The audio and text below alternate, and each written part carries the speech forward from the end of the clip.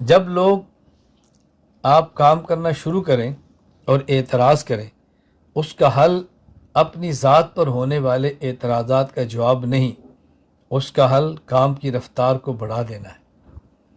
کام کی رفتار کو بڑھا دیں۔ مجھے ایک بار میرے ایک شاگرد نے، یہ تو کئی بار ہوتا ہے لیکن ایک بار میں بطور واقعہ بتا رہا ہوں، مجھے اس نے رابطہ کیا اور کہا استاد جی ہمارے علاقے میں بعض لوگ آپ کی ذات پر اور اس کام پر بہت اعتراض کرتے ہیں، کیا جواب دیں؟ میں نے کہا بیٹا کام تیز کر دیں، کام کی رفتار بڑھا دیں۔ جب تک آپ کام نہیں کریں گے تب تک لوگ آپ کو برا نہیں کہیں گے، اور جب آپ کام کریں گے تو لوگ آپ کو برا کہیں گے۔ اگر یہ بات برداشت کر سکتے ہیں تو کام کریں، اگر یہ بات برداشت نہیں کر سکتے تو کام نہ کریں۔ جب تک آپ کام نہ کریں، بہت اچھے بچے ہیں، بہت شریف بچے ہیں اور بہت نیک ہیں، آپ تو کسی کچھ کہتے ہی نہیں ہیں، لیکن جب آپ نے کام شروع کر دیا، آپ کو لیڈر بننے کا شوق ہے، پیسے اکٹھے کرنے کا شوق ہے، شہرت کا شوق ہے، ہم ان کو جانتے ہیں، یہ ساری باتیں آپ سن سکتے ہیں تو کام کریں، نہیں سن سکتے تو پھر یہ کام نہ کریں۔ میں اس سے بڑی آپ کی خدمت میں مثال کون سی پیش کروں کہ رسول اکرم صلی اللہ علیہ وسلم جب تک اعلان نبوت نہیں فرمایا، جب تک اللہ کی توحید کا ڈنکا نہیں بجایا، تب تک ہر فرد کہتا تھا بہت نیک ہے، صادق ہے، امین ہے، شریف ہے، کیا کہنا آپ کا۔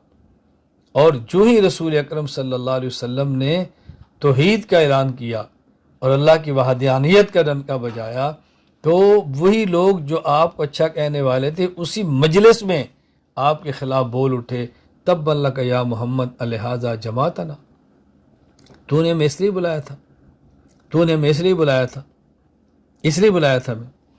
یہاں بات سمجھیں، حضور اکرم صلی اللہ علیہ وسلم نے مشرکین مکہ کو جمع فرمایا اور آپ نے فرمایا اگر میں تمہیں کہہ دوں اس پہاڑ کے پیچھے فوج ہے، شب خون حملہ کرے گی، رات کو حملہ، مانو گے؟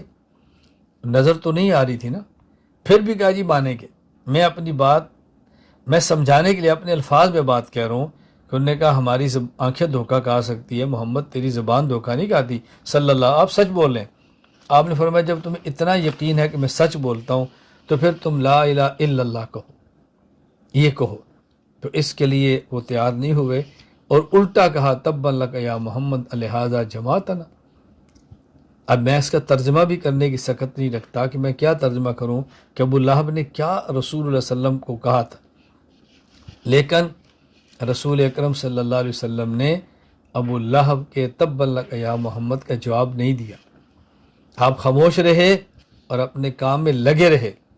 اللہ نے جواب دیا تبت یدا ابی لہب وتب، ابو لہب تیرے ہاتھ ٹوٹے، تو برباد ہو، میرا محمد تو کام کرے گا۔ رسول اکرم صلی اللہ علیہ وسلم کے لخت جگر کا انتقال ہوتا ہے اور لوگ کہتے ہیں اس کا بیٹا مر گیا، یہ تو ابتر ہے، مقطوع نسل ہے، ہم پنجابی میں کہتے ہیں اوتر نکھتر، الیاذ باللہ، اس کا تو ہوگا کچھ نہیں۔ حضور نے جواب نہیں دیا، اللہ نے فرمایا ان شانئک ھو الابتر، پیغمبر آپ اپنے کام میں لگے رہیں، آپ کے دشمن کی جڑیں کٹ جائیں گی، ان کی نسلیں مٹ جائیں گی اور آپ کا نام زندہ رہے گا۔ ہم نبی کے بارے سے، رسول اللہ صلی اللہ علیہ وسلم کے بارے سے اگر ہم اپنی ذات پر ہونے والے اعتراضات ہی کو سنبھالتے رہیں گے، اسی کیچڑ اچھالنے والوں کو جوابات ہی دیتے رہیں گے، ہمیشہ اپنی صفائیاں دیتے کر وضاحتیں ہی کرتے رہیں گے تو نتیجہ کیا نکلے گا؟ ہم الجھ کے رہ جائیں گے۔ اور جب ہم اس کو چھوڑ کے کام میں لگے رہیں گے تو گالیاں دینے والے گالیاں دیتے رہیں گے، برا کہنے والے برا کہتے رہیں گے، تنقید کرنے والے کرتے رہیں گے اور ہم اپنے کام میں لگے رہیں گے۔ پھر ایک وقت آئے گا، اندازہ ہوگا کہ وہ اپنے مشن میں کامیاب ہیں یا ہم اپنے مشن میں کامیاب ہیں۔ اپنے کاس کو دیکھیں، یہ ہمیشہ بات ذہن نشین فرما لیں۔ حضور اکرم صلی اللہ علیہ وسلم کے شاگرد، نبی پاک صلی اللہ علیہ وسلم کے صحابہ رضی اللہ عنہم جو معیار حق ہیں اور مزاج نبوت کو سمجھنے والے ہیں، کیا وہاں آپ نے نہیں دیکھا کہ صحابہ کرام کا مزاج کیا تھا؟ صحابہ کرام کام میں لگے ہیں یا کیا فرماتے؟ مجھے ابھی بالکل چند دن قبل کی بات ہے، ایک شخص نے مجھ پر تنقید کی اور بڑی کڑی تنقید کی، اتنی سخت تنقید کی کہ شاید برداشت کرنا آپ کے بس میں نہ ہو۔ میں تنقید سن رہا تھا اور مسکرا رہا تھا، اور میں چونکہ سفر پر تھا اور لوگ دیکھ رہے تھے، کلپ سن رہے تھے، مجھ سے رابطہ کر رہے تھے۔ میں نے کہا ایک بات یاد رکھو، رسول اللہ صلی اللہ علیہ وسلم کے شاگرد صحابہ یہ ہمارے لیے معیار حق ہے۔ نبی پاک صلی اللہ علیہ وسلم کے صحابی حضرت ابو بکر صدیق رضی اللہ تعالی عنہ اور ایک اور صحابی، دو صحابی آپ کی خدمت میں آتے ہیں، اور ایک رسول اللہ صلی اللہ علیہ وسلم کے سامنے بیٹھ کر دوسرے کے بارے میں شکایت کرتا ہے اور یہ خاموش ہے۔ تو نبی پاک صلی اللہ علیہ وسلم ان کی شکایت سن رہے ہیں اور مسکرا رہے ہیں۔ تھوڑی دیر بعد غالباً ابو بکر صدیق رضی اللہ عنہ تھے، انہوں نے جوابات دینے شروع کیے، تو رسول اللہ صلی اللہ علیہ وسلم کے چہرے انور پر کچھ ناگواری آئی۔ پوچھے یا رسول اللہ، آپ کے چہرے پر ناگواری؟ فرمایا جب تک تم خاموش تھے تمہاری طرف سے فرشتے دفاع کر رہے تھے، جب تم نے بولنا شروع کیا تو فرشتوں نے دفاع کرنا چھوڑ دیا۔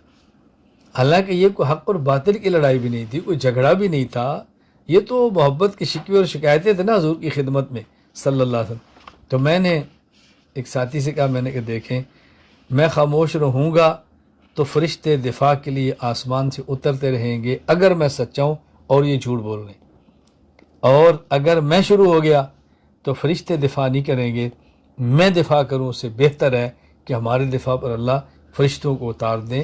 اللہ قلوب میں محبت ڈالیں گے، محبوبیت ڈالیں گے، اور اس خاموشی کے نتائج ہوں گے۔ بس آپ خاموش رہیں، خاموش رہیں۔ سمندر بالکل خاموش ہوتا ہے، اس میں کوئی شور نہیں ہوتا، لیکن اس سمندر نے اپنی خاموشی کے اندر کیا کچھ چھپایا ہوتا ہے، گوہر، موتی، یاقوت، مچھلیاں، دنیا بھر کے خزانے اس نے اپنے اندر چھپائے ہوتے ہیں، لیکن خاموش ہوتا ہے۔